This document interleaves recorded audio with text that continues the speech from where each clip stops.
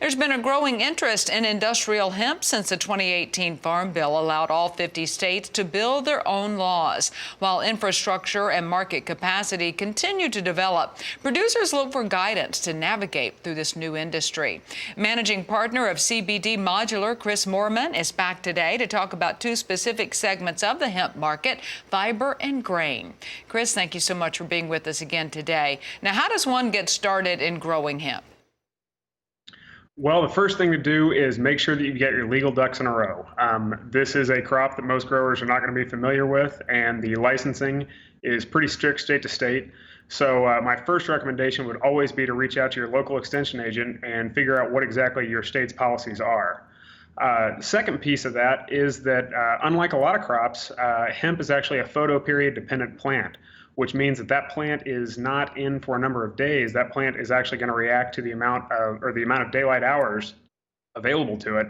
So it's really important to make sure you source genetics that make sense for your region and your latitude. Here in Indiana, we've got a little bit different latitude and a little bit different day length than we do in Michigan, and actually just got back from Idaho and Wyoming last week and got to see another piece where very different genetics are going to be necessary for both soil types and that photoperiod. We've been really blessed here in the state of Indiana to work with Dr. Tom Cook at Beck's Genetics, a good friend of ours who has really kind of helped us understand what exactly we need to be looking for in genetics and why maybe a Southern Italian strain for a fiber hemp might not work quite as well as a Canadian strain for us. All right, so need to do your homework, so to speak. Now, are there any particular areas of concern that growers might not be aware of with the traditional crops? So yeah, part of industrial hemp is that differentiation between hemp and marijuana, which that is a line at 0.3% THC. To put that in comparison for viewers, some of the legal states on marijuana would be looking at 15 to 20% THC. So we're talking orders of magnitude different. Unfortunately, 0.31 is just as illegal as 20% when it comes to THC. So again, those genetics really matter. Want to make sure that we're getting crops that make sense for the agronomic conditions on the ground. I always compare hemp and marijuana to dog breeds. We've got a German Shepherd and a Shih Tzu.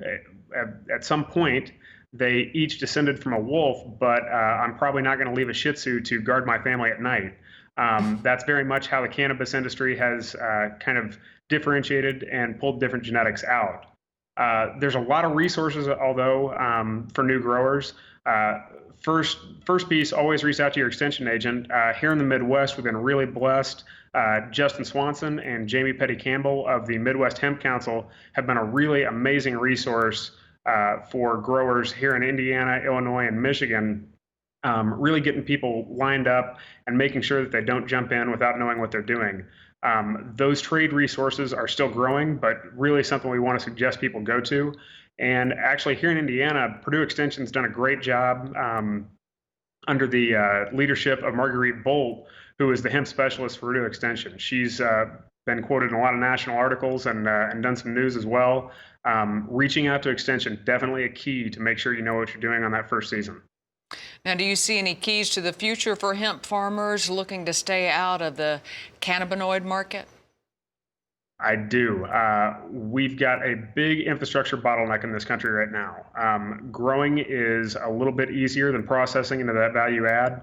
And especially when you're talking about things like fiber, where you might be pulling 5,000 to 8,000 pounds of fiber off of an acre, the distance between where that's going to be marketed and where you're growing it really will cut into your profitability.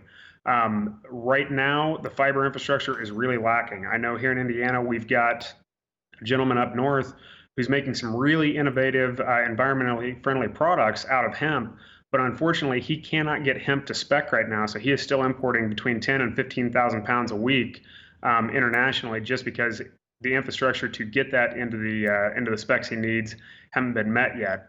That makes it really rough. On the grain side, it's a little bit easier, kind of depending on what growers are doing normally. We've actually got a good friend, Mark Boyer here of Healthy Hoosier Oils, who has diversified away from sunflower and flax cooking oils and has also added hemp into his repertoire. The beautiful thing about that for him is he already had the screw press, so he could actually take that all the way to value add. And Mark has been doing really well. Actually, demand's been outstripping supply both of the last 2 seasons. So that's really encouraging to see, but want to make sure that growers are talking and figuring out where their buyers are and where the infrastructure to get that into a value added product is going to come from. Very good. That's managing partner of CBD Modular, Chris Moorman. We appreciate your time on this Thursday. And be sure to tune in tomorrow at 1 Eastern as we revisit with Chris for a further look into the industrial hemp and CBD industry right here on Market Day Report. Good information.